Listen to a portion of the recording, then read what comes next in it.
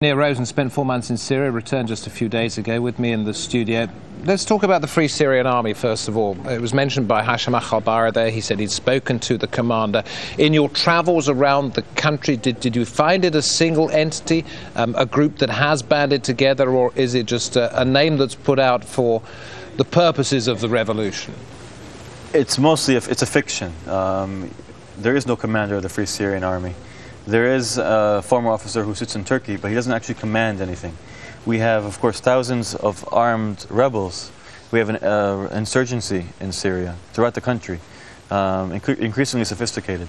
But it's very much locally driven, combining defecting soldiers and officers with a majority of locals in villages and neighborhoods who've taken up arms in self-defense, and it's gotten more mature so they can conduct some offensive actions as well. But they're not commanded by anybody, whether in Turkey or anywhere else. They're commanded locally in Homs. The Homs Revolutionary Council has its own security committee, and they have control over the groups operating in Homs. Likewise in Dara, in Hama, in Jabal Zawiya. It's very much a popular resistance and armed insurgency. If the disparate militias, which may call themselves the Free Syrian Army, have weaponry, but nobody would doubt that they are seriously outgunned. So how do they manage to take the battle to the regime? They are certainly outgunned. They do have some advantages in that they're, like other popular insurgencies, operating sort of organically, swimming among the sea, which is their own population. So they have the advantage of being in urban areas where the families protect them, in villages in the mountains of Jabal Zawiya and elsewhere, where they're protected by the local population, and they know the area, whereas the sort of foreign army does not. They are indeed outgunned. They do have the ability to use IEDs, which they use in Idlib, for example, along the highway. These are like roadside bombs. Roadside bombs, much like in Iraq, where they can blow up security vehicles. They can raid security stations and confiscate guns. I mean, this is not the overwhelming dynamic of the revolution. It's still based around demonstrations.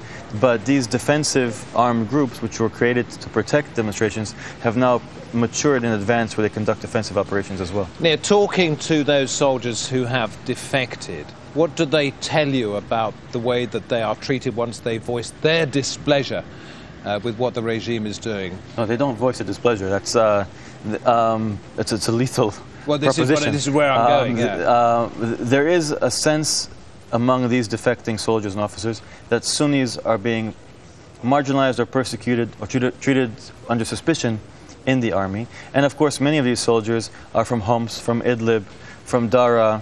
So it's their brothers and cousins who are engaged in the revolution, and they therefore have a very different image of what's going on than the regime. And if it's suspected that they are going to defect, then that's a death sentence, isn't it? They will say that there are thousands of soldiers and officers in Syrian prisons now under suspicion of defection or refusal to shoot at demonstrators. They also claim that security, which is separate from the army, will shoot at soldiers who refuse to open fire on demonstrators.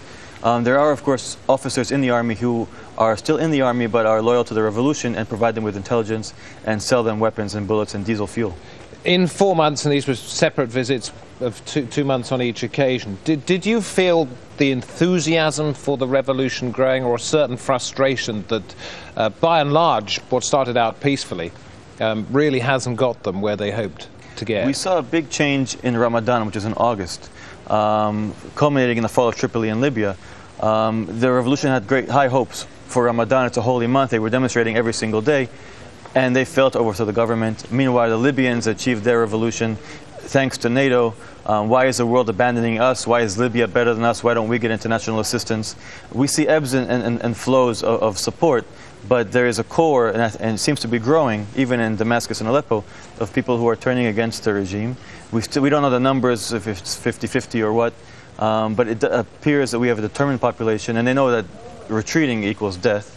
And they've decided in the last few months, almost unconsciously, they've reached this agreement throughout the country that the only solution is an armed struggle. Of course, their main challenge is having access to these weapons. Nir Rosen, thank you very much indeed for talking to us on this NewsHour. Thank you.